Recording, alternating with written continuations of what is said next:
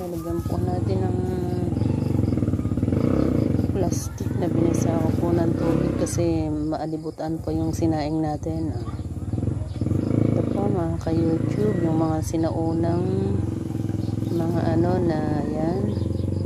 Kasi nag-alibutanan po yung sinaing natin. Kailangan po na, ito po yung ginagawa ko kapag hilaw siya. Lagyan po natin siya ng plastic na binasa po natin ng tubig. Ayan, para tapos tatakpan po natin siya.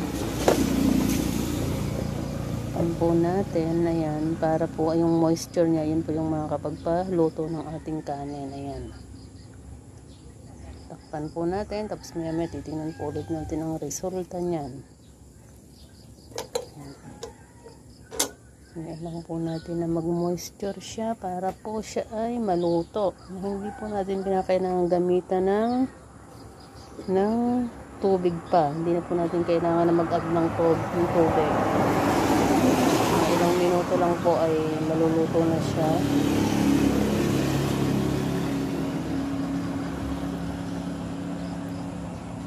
Ilang minuto lang po. Saka po rin natin siya titingnan.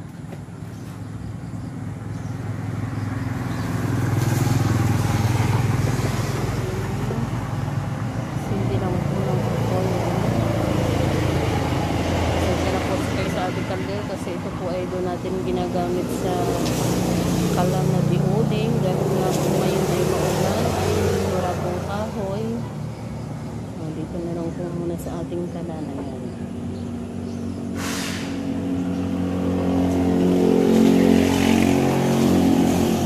Po, kung mapapansin nyo po, ayan, nag-ano siya. Ayan po yung mga kaluto ng sinaing natin.